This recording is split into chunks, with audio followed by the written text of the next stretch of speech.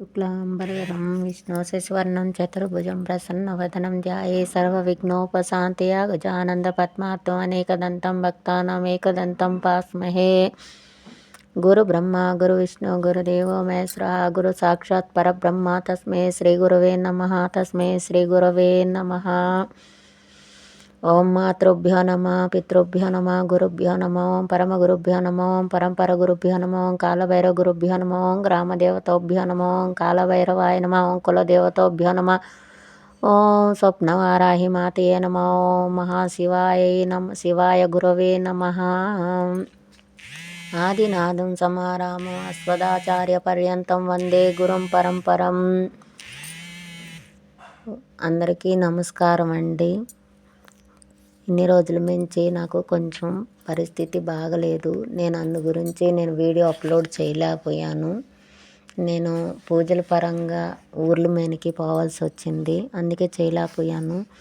అలాగే నా పర్సనల్ పనులు కూడా, కాబట్టి మళ్ళీ ఇప్పుడు నేను వీడియో అప్లోడ్ చేస్తున్నాను.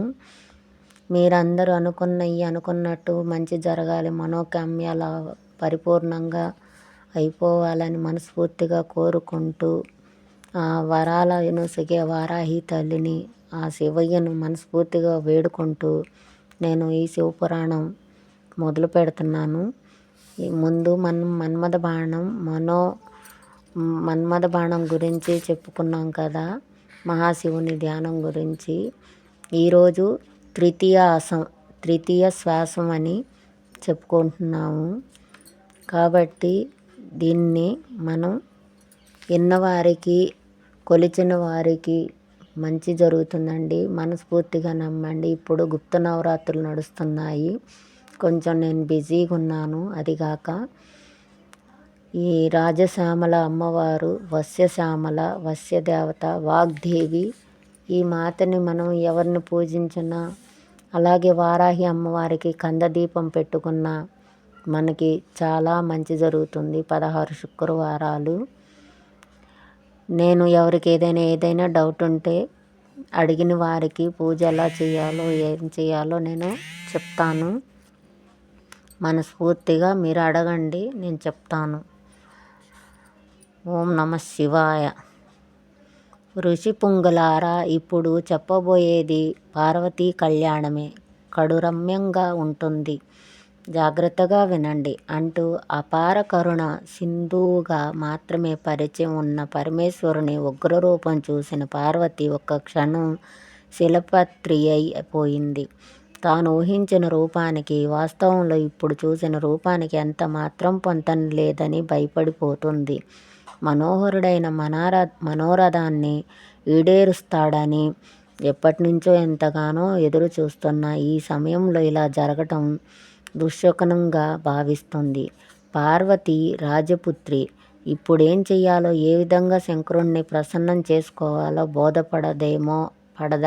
పడేదాకా ఇప్పటి వరకు మాట్లాడకపోయినా కనుల ముందే ఎప్పుడూ కనిపిస్తూ ఉండడంతో ఆ రూపాన్ని చూసి మురిసిపోతూ ఉండేది పార్వతీదేవి. ఇప్పటి వరకు కరువైపోవడంతో భిన్నారాలైన తన మనోహరుణ్ణి ఎలా చేరుకోవాలి అర్థం కాక విలవిల్లాడిపోతుంది. ఆమె ప్రేమ హృదయం ఒకవైపు శంకరునిపై ప్రేముని వదిలిపెట్టలేదు, మరోవైపు జరిగిన సంఘటనలు తలుచుకుంటూ భీతిల్లడము మానలేదు. మంచు కొండలపై పెంచుకున్న ప్రేమను తుంచుకొని తాను ఆనందంగా ఉండడం సాధ్యమే ఏ పని కాదు. నిర్ధారణకు వస్తుంది.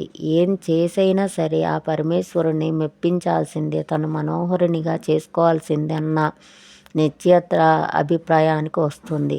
ఇందుకు తపస్సే సాధనంగా ఎంచుకుంటుంది. దాంతో ఇందుకు అనుమతి కోరడానికి తల్లిదండ్రుల చెంతకు వస్తుంది పార్వతి. ముందుగా తల్లి మేనక వద్దకు వచ్చి, అమ్మ, ఆ కైలాసచల వాసుడిపై నేను పెంచుకున్న ప్రేమ ఫలించేలా దీవించు. మన్మధుడిని అనుంగునిగా మార్చిన ఆ మహేశ్వరుడు నన్నెక్కడ కాదంటాడో అని కలవరపడిపోతున్నాను. గరళకంఠుడన్న ప్రసన్నం చేసుకున్నందుకు తపస్సే ఉత్తమ మార్గం భావిస్తున్నాను. నా మనోరథాన్ని ఈడేర్చేనందుకు ముందుగా నువ్వు అనుమతించి అనుగ్రహించు అంటూ తల్లిని వేడుకుంటుంది. విన్నారు కదండి శివపురాణం. మనం ఈ నవరాత్రుల్లో ఆ శివయ్యని పరిపూర్ణంగా పూజించిన, కాలభైరవుని పూజించిన, ఆ శ్యామల అమ్మవారి వాక్కు శుద్ధి అనేది మనకు అవుతుంది, మనశుద్ధి అనేది మనకు అవుతుంది. మనం ఏ సంకల్పం చేసుకున్నా, ఏ కార్యం తలపెట్టినా కూడా మనం అనుకోని సంవత్సరాల తరబడి ఉన్న పనులు కూడా, కాని పనులు కూడా పని అవుతాయి. అలా జరగాలని మనస్ఫూర్తిగా తల్లి ఆశీస్సులు మీ అందరిపై మెండుగా ఉండాలని కోరుకుంటూ ఈ వీడియోను ముగిస్తున్నాను. ఓం నమః శివాయ. ఓం కాలభైరవాయే నమః. ఓం భైరవీ మాతయే నమః. ఓం రాజశ్యామల మాతంగియే నమః. ఓం నమో వారాహి గోరే స్వప్నం టాటా స్వాహ.